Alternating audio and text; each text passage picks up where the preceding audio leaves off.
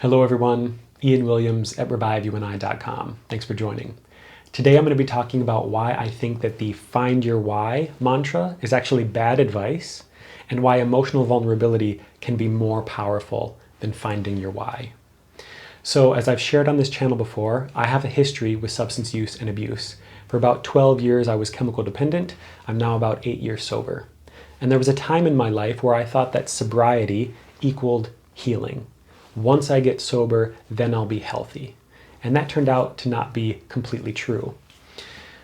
It was about 10 years into my substance use journey that I got serious about my sobriety and my healing. And one thing was for certain, I needed a complete overhaul.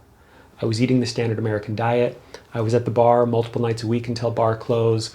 I wasn't paying any attention to my physical health or well-being, so it's no wonder that my mental and emotional challenges were rampant and my relationships were struggling as well.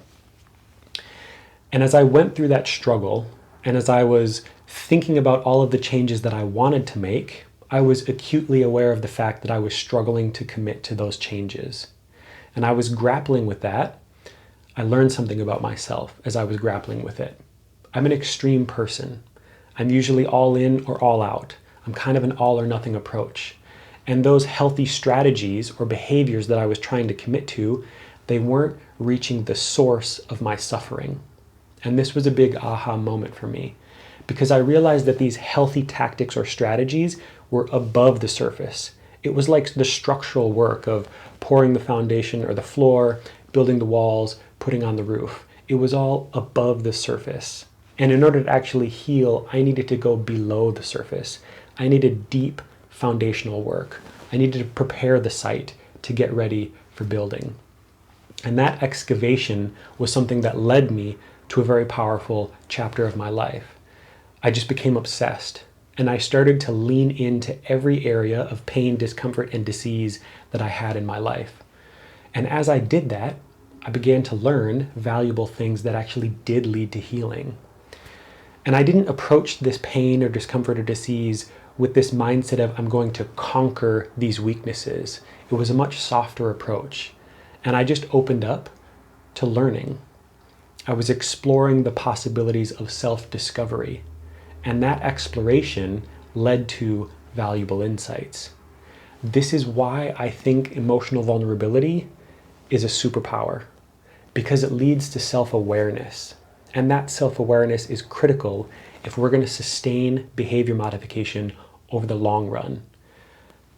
7-day challenges, 30-day challenges, 75 hard, these things can be good to jumpstart a process, but they're often not good to sustain behavior modification over the long term. And that's what I needed at that time in my life. I wasn't searching for a quick fix. I was searching for real lifestyle changes, long term. And finding your why, when I hear it, feels cerebral. It feels above the surface. Think about your why.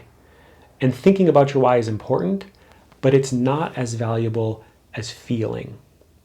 That emotional vulnerability of the healing journey requires us to sink into somatics.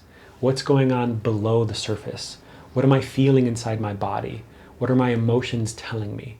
And of course, we need to use intellectual thought to process those things, but we also need the skill to feel what we're feeling. And at that time in my life, I didn't have that ability.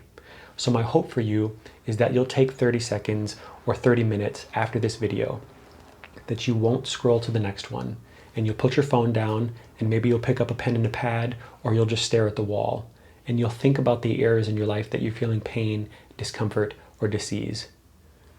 Making that list is the first step. You can come back to it at any time.